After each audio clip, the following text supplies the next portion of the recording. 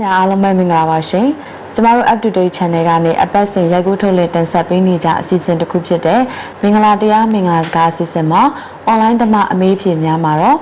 ရွှေတုံစီရီတော်နိကေ9ရက်ဝင်ဓမ္မတာကိစ္စအဖွဲ့ချုပ်အတွင်းရေးမှူးဆရာဦးစန်းလင်းစံညောင်းကနေပြီးတော့မှဆွေးနွေးတင်ဆက်ပေးသွားမှာဖြစ်ပါတယ်ရှင်ဆရာမင်္ဂလာပါရှင်မင်္ဂလာပါခင်ဗျာဟုတ်ကဲ့ပါဆရာဒီတစ်ပတ်မှာဆိုလို့ရှင်လဲဒါ online ဓမ္မအမေးဖြေများမှာတမွေလက်ထက်မှာပေါ့နော်ဒါအကောင့်ပိုင်ရှင်တွေမေးမြန်းထားတဲ့မိကုန်းတွေရောက်ရှိနေပြီလို့ဆရာမေးခွန်းလေးတွေမေးခွင့်ပြုပါရှင်ကောင်းနာမည်ဝိဝေကနေတော့မေးထားတာဖြစ်ပါတယ်သူမေးထားတဲ့မိကုန်းကကြတော့ဆရာခင်ဗျာ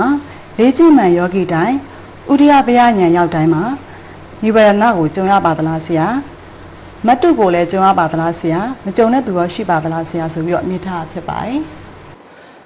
ဝိပဿနာအထုတ်တဲ့ပုဂ္ဂိုလ်တွေမှာဝိပဿနာဉာဏ်လို့ခေါ်တယ်ပေါ့နော်ဥဒိယပယဉာဏ်ရှင်သန်ထက်မြက်တဲ့အချိန်မှာခုနသူပြောတဲ့နိဝရဏလို့တော့မခေါ်ဘူးပေါ့ဗျာနိဝရဏကတော့ကုသစိတ်ဖြစ်တိုင်းမှာပိတ်ပင်တားဆီးတတ်တာမို့နိဝရဏလို့ခေါ်တယ်ဒီဥဒိယပယဉာဏ်ရှင်သန်တဲ့အခါမှာတော့သူ့ကိုဥပ္ပကိလေသာလို့ခေါ်တာပေါ့နော်ဥပ္ပကိလေသာ10ပါးပေါ့ဒါကိုလူနာမည်မသိလို့နိဝရဏနဲ့ရောမေးတာပေါ့နော်ရှေ့ဆက်ကြည့်ရင်တော့ပေါ်လာပါတယ်နောက်မတ္တုလို့လည်းခေါ်တယ်မေးထားတယ်ဒီမှာနော်မတ္တုကြုံရပါသလားအဲ့ဒါကိုဖြေရမယ်ဆိုရင်တော့ဥဒိယပယဉာဏ်ရှင်သန်ထက်မြက်တဲ့အချိန်မှာကြုံရပါတယ်အဲ့ဒီယောဂီတွေကနော်အဲ့တော့ဥပ္ပကိလေသာလို့လည်းခေါ်တယ်ဝိပဿနာကိုညှဉ်းနှွမ်းစေတတ်တဲ့အတွက်ဝိပဿနုပ္ပကိလေသာလို့လည်းခေါ်တယ်နော်အဲ့ဒါ10ပါးရှိတယ်ပေါ့အဲ့ဒီ10ပါးစလုံးတွေ့ရမယ်တော့မဟုတ်ဘူးတစ်ပါးဖြစ်စေနှစ်ပါးဖြစ်စေသုံးပါးဖြစ်စေထိုက်သည့်အားလျော်စွာတွေ့ကြရတယ်အဲ့လိုတွေ့ကြတဲ့အခါမှာလည်းပဲအဲ့ဒီ10ပါးကတမထရဲ့နမိတ်လည်းမဟုတ်ဘူးဝိပဿနာဉာဏ်အားကောင်းလို့ထင်လာတဲ့အကျိုးဆက်တွေပေါ့နော်ဒါကြောင့်အဲ့ဒီလိုပေါ်လာမယ်လို့ဆိုရင်သူ့ကိုလက္ခဏာရေးသုံးပါးတင်ပြီးရှုလိုက်ပြီးပါတယ်နော်အထူးဆန်းတော့မဟုတ်ဘူးပေါ့နော်သိပြီးတော့ဒါပေမဲ့လို့ဝိပဿနာတကယ်အားထုတ်လို့ဥရိယပယဉာဏ်ရှင်သန်လာတဲ့အခါမှာခုနပြောတဲ့ဝိပဿနုပ္ပကိလေသာ10ပါးပဲပြောပေါ့ဗျာမတ္တုလို့ပဲဆိုပေါ့မတ္တုဆိုတာကအဲ့ဒီဟာလေးရလိုက်တဲ့အချိန်ထင်လိုက်တဲ့အချိန်မှာအဲ့ဒီယောဂီကမဉဏ်ပုံဉဏ်ရပြီလို့မှားယွင်းစွာထင်တတ်တာပေါ့။ဘာကြောင့်လဲဆိုတော့အဲ့ဒီ10ပါးကိုတစ်ချက်ကြည့်လိုက်လေကျွန်တော်အကျဉ်းပြောပြမယ်။နံပါတ်1ကသူကဩဘာဒပီတိပတ္တိအဓိမောက္ခပက္ခဟဒုက္ခပြီးတော့ညာနာဥပဋ္ဌာဏဥပက္ခနိကန္တိဆိုပြီးတော့10မျိုးရှိတယ်။အဲ့ဒီ10မျိုးမှာ9မျိုးက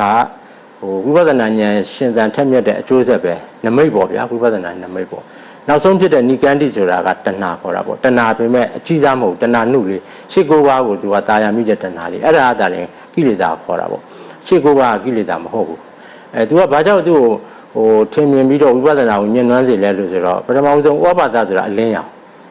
်အထုတ်နေတဲ့အချိန်မှာအလင်းရောင်တစ်ခုဖြစ်သွားတတ်တယ်ပေါ်လာတတ်တယ်စိတ္တဇအလင်းရောင်လည်းဖြစ်တယ်ဥဒ္ဒဇအလင်းရောင်လည်းဖြစ်တယ်ထိုက်တိရောလို့ဆိုတာဖြစ်တယ်တချို့ကကိုယ်တိုင်ပဲမြင်ရတဲ့အလင်းရောင်ရှိတယ်အများစုငါပါမြင်ရတဲ့အလင်းရောင်ရှိတယ်အဲ့ဒီခါကျရင်မဖြစ်စဘူးထူးတဲ့ဖြစ်ရဆိုတော့ငါမက်များရပြီလားပေါ့လောကုတ္တရာပဲကြောက်သွားပြီလားပေါ့အဲ့လိုထင်မြင်တတ်တာပေါ့နော်အဲ့တော့ဩဘာသာအဲ့ဒါဩဘာသာပေါ့ပီတိဆိုတာကတော့နှစ်သက်တာအဲ့ဒီပေါ်မှာနှစ်သက်တဲ့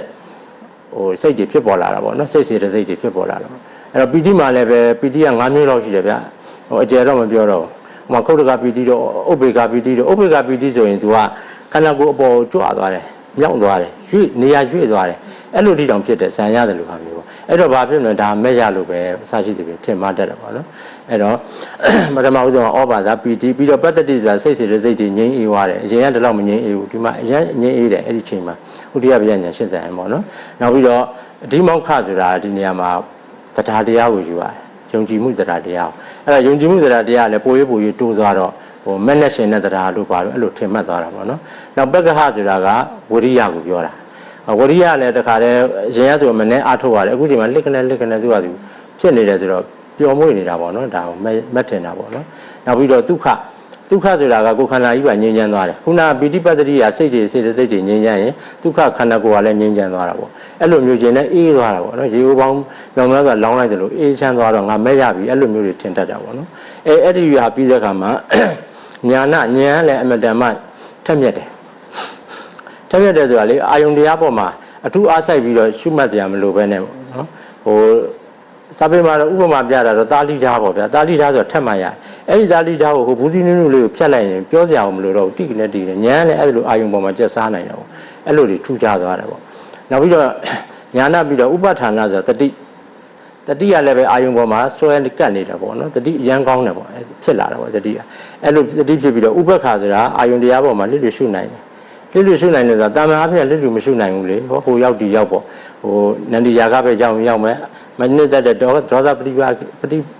က်ကိုကျင်းရေးမယ်ပေါ့ဒီမှာတော့ဝိပဿနာပက်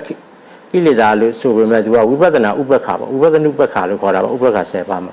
အလယ်လက်ထားပြီးတော့ရှုတတ်တဲ့အတွက်အမတန်ငြိမ်းချမ်းတာပေါ့ဗျာနော်အေးချမ်းတာပေါ့အဲ့လိုဥပ္ပခါနောက်ဆုံးကျတော့နိကန္တိဆိုတာ၈၉ပါးပေါ်မှာတာယာနှစ်သက်မိတာနော်အဲ့ဒါကိုနိကန္တိလို့ခေါ်တဏှာနုလေးပေါ့နော်အဲ့ဒီဟာတွေကဥရိယပယဉာဏ်ရှင်တန်ထက်မြက်လာတဲ့အခါမှာယောဂီရဲ့တန်တန်မှာတစ်ပါးဖြစ်စေနှစ်ပါးဖြစ်စေသုံးပါးဖြစ်စေတတိယလို့ဆိုတာပေါ်တတ်ပါတယ်မတုလို့လည်းခေါ်တယ်နော်နောက်သူမေးထားတာကမပေါ်တဲ့လူရောရှိသလားလို့သူကထပ်မေးထားတာနော်ခုနဖတ်တဲ့တည်း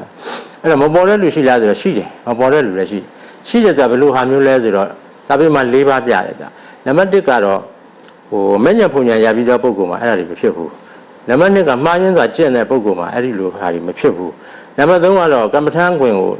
ချပြီးတော့နားနေတဲ့လူပေါ့အနားယူနေတဲ့လူကမ္မထမ်းအထုတ်ရနေခိတ္တနားနေတဲ့လူမှာမဖြစ်ဘူးနားနေတဲ့ပုဂ္ဂိုလ်နံပါတ်4ကတော့ပြင်းပြင်းကြီးအထုတ်တဲ့ပုဂ္ဂိုလ်မှာမဖြစ်ဘူးအဲ့လိုပုဂ္ဂိုလ်မှာခုနပြောတဲ့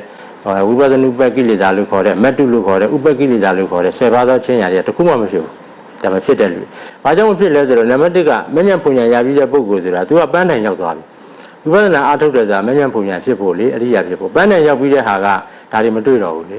နော်လမ်းစဉ်မှာပဲတွေ့တဲ့ကိစ္စကိုဝိပဿနာလမ်းစဉ်မှာပဲရှိတဲ့ဟာဒါနံပါတ်1ချက်နော်နံပါတ်2ချက်ကမှားယွင်းစွာအထုတ်တဲ့ပုဂ္ဂိုလ်ကလည်းအဲ့လိုဟာတွေမတွေ့ရဘူး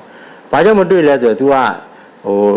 လမ်းကြောင်းမှားနေတဲ့အတွက်ဝိပဿနာဉာဏ်ဖြစ်ကုန်မဖြစ်ဘူးလေဝိပဿနာအထုတ်တယ်တရားအထုတ်တယ်လို့ဘယ်လိုပြောလမ်းမှားနေတဲ့ပုဂ္ဂိုလ်မှားယွင်းစွာအထုတ်တော့ဝိပဿနာဉာဏ်မဖြစ်ဘူးဝိပဿနာဉာဏ်မဖြစ်ရင်အဲ့ဒီခုနဥပ္ပကိလေသာ10ပါးတွေ့စရာအကြောင်းမရှိဘူးเนาะအဲ့ဝိပဿနာဉာဏ်10ပါးထဲမှာ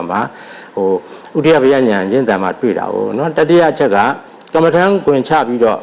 လုပ်ငန်းခွင်ရနေပြီးတော့အနားနေတဲ့ပုဂ္ဂိုလ်ပေါ့เนาะအဲ့ဒီပုဂ္ဂိုလ်မတွေ့နိုင်ဘူးဘာကြောင့်လဲဆိုတော့ तू ကလုပ်ငန်းခွင်ထဲမှာမရှိလို့ပဲနော်လုပ်ငန်းခွင်ထဲမှာမရှိဘူးအပြင်ရောက်နေတဲ့လူပုဂ္ဂိုလ်လိုဖြစ်နေလို့ခိတ္တနားနေတဲ့ပုဂ္ဂိုလ်ကမတွေ့နိုင်ဘူးနောက်ဆုံးကတော့ပြင်းပြင်းကြီးအာထုတ်တဲ့ပုဂ္ဂိုလ်ကမတွေ့နိုင်ဘူးခုနကမေကွန်းထဲမှာပါတဲ့အတိုင်းပဲနော်ခြေတဲ့ထဲမှာလည်းပါတဲ့အတိုင်းပဲဥဒိယဘယဉာဏ်ရှင်သန်ထက်မြက်တဲ့အချိန်မှသာ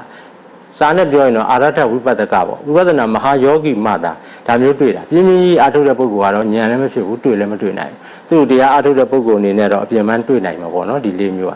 အဲ့၄မျိုးသောပုဂ္ဂိုလ်မှမတွေ့ဘူးအထုတ်ပြီးတော့တကယ်လဲဥပဒနာဉာဏ်ရပြီးတော့ဥပဒနာဉာဏ်ထဲမှာမှဉာဏ်10ပါးရှိတယ်ဥဒိယဘယဉာဏ်ဆိုတဲ့ဉာဏ်ရဲ့ရှင်သန်ထက်မြက်တဲ့အချိန်မှာသာအဲဒီဥပကိလေသာ10ပါးဆိုတဲ့မတ္တုတွေကိုတွေ့နိုင်ပါတယ်လို့နော်ဒါဖြေကြားပါတယ် ဟုတ်ကဲ့ပါဆရာဟုတ်ကဲ့ပါရှင်အခုဆိုလို့ရှိရင်ဒါ online ပေါ်ကမေးမြန်းလာတဲ့မိဘပြည်သူများအနေနဲ့လည်းဆရာဖြေကြားပေးသွားတဲ့အဖြေပေါ်မှာကျင့်တတ်မှုရှိလိုက်မယ်လို့ယုံကြည်ပါတယ်ရှင်အခုလိုမျိုးသမီးတို့ရဲ့ online ဓမ္မအမေးဖြေများအစီအစဉ်မှာပါဝင်ပြီးတော့ဖြေကြားပေးခဲ့တဲ့အတွက်လည်းဆရာတော်သမီးတို့ရဲ့ Sky နဲ့ Attitude Channel ကကျေးဇူးအထူးပဲတင်ရှိပါတယ်ရှင်ဟုတ်ကဲ့ပါကျွန်တော်လည်းအထူးကျေးဇူးတင်ပါတယ်ဗျာဟုတ်